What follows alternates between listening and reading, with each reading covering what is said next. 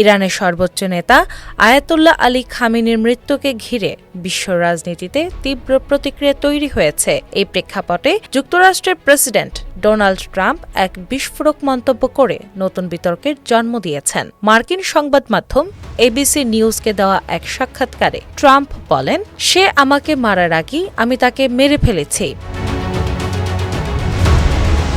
সাক্ষাৎকারে ট্রাম্প দাবি করেন, ইরান অন্তত দুবার তাকে হত্যার চেষ্টা চালিয়েছিল, তবে প্রতিপক্ষ সফল হওয়ার আগেই তিনি পাল্টা পদক্ষেপ নেন। তার ভাষায়, তারা দুবার চেষ্টা করেছিল, কিন্তু আমি আগে আঘাত করেছি। পর্যবেক্ষকদের ধারণা, ট্রাম্প ২০২৪ সালে তার বিরুদ্ধে কথিত একটি হত্যা চেষ্টার ঘটনার দিকেই ইঙ্গিত করেছেন, যেখানে ইরান সংশ্লিষ্টতার অভিযোগ উঠেছিল।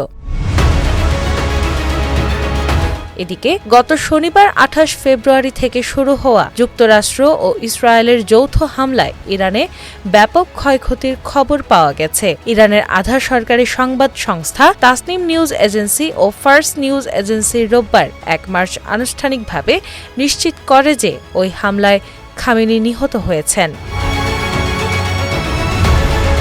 সর্বোচ্চ নেতার মৃত্যুতে ইরান সরকার ৭ দিনের সরকারি ছুটি এবং ৪০ দিনের রাষ্ট্রীয় শোক ঘোষণা করেছে। দেশজুড়ে শোকের আবহ বিরাজ করছে। আন্তর্জাতিক বিশ্লেষকদের মতে, খামেনির মৃত্যু এবং ট্রাম্পের এমন সরাসরি মন্তব্য মধ্যপ্রাচ্যের ভূ রাজনৈতিক পরিস্থিতিকে আরও অনিশ্চিত করে তুলতে পারে। পরিস্থিতি কোন দিকে মোড় নেয়, এখন সেদিকে নজর বিশ্ব সম্প্রদায়ের। দিনা ইসলাম, বাংলা বাজার পত্রিকা।